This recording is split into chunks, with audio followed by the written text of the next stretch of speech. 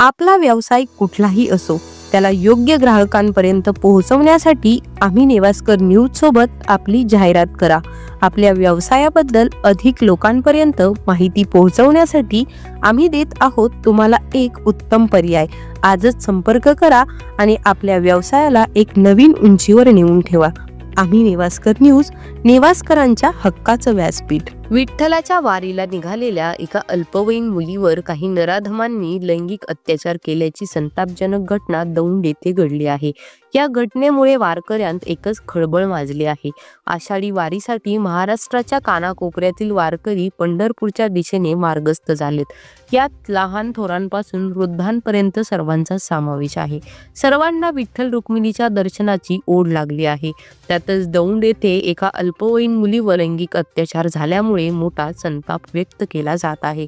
याबाबत बारामती विभागाचे अतिरिक्त पोलीस अधीक्षक गणेश बिराजदार यांनी पत्रकारांशी बोलताना याबाबत अधिक माहिती दिली। पुणे सोलापूर राष्ट्रीय महामार्गावरून 4 चाकी गाडीतून पंढरपूरला देवदर्शनासाठी जात असताना सोमवार दिनांक 30 जून रोजी पहाटे 4:30 वाजण्याच्या सुमारास दौंड पोलीस ठाण्याच्या हद्दीत असलेल्या स्वामी चिंचोली येथे महामार्गालगत एका टपरीजवळ 4 चाकी वाहनातून काही महिला व पुरुष या ठिकाणी चहा पिण्यासाठी थांबले होते।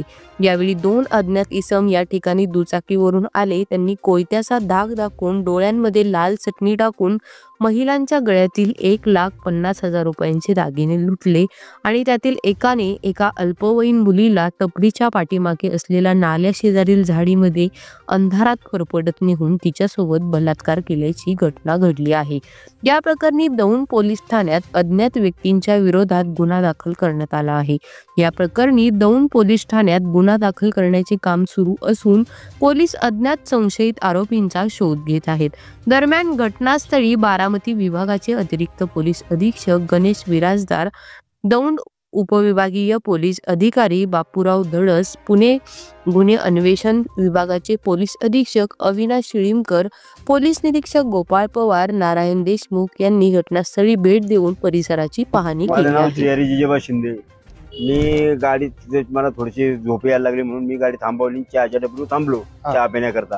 आता म्हणलं चहा प्यावा, इथं तोंड बिंड धुवून आणि निघावा। बाकीचे लोक थोडे आमचे महिला वगैरे झोपले होते, त्यांना काही हेच नाही। त्याच्यामुळे मग मला सुस्ती आली म्हणून मी थांबलो। 4:30चा प्रकार होता, 4:30 वाजले आणि तिथून खाली थांबलो। त्याला चहा बी पेलो, त्याच्या चहावाल्याचे पैसे दिले।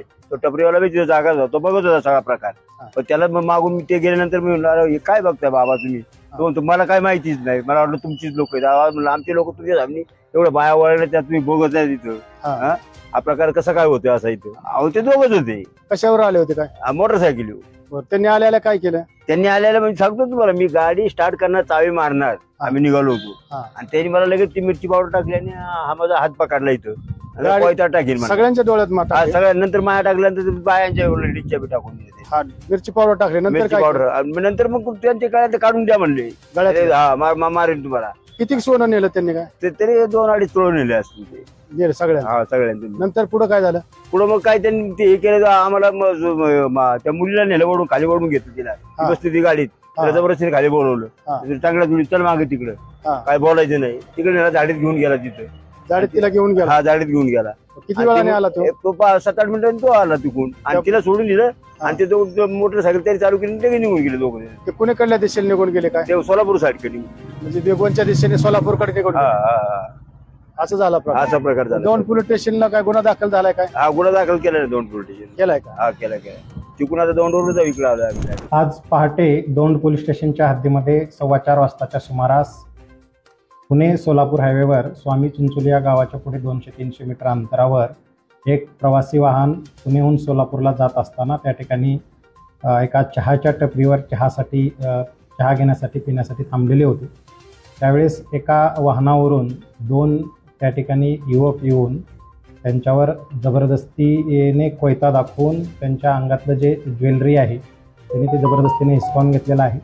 त्यामधील एक 17 वर्षाची जी मुलगी आहे तिला धमकावून त्यांनी त्या चहाच्या टपरीच्या पाठीमागे घेऊन जाऊन तिच्यावर अतिप्रसंग करण्याचा त्यांनी प्रयत्न केलेला आहे।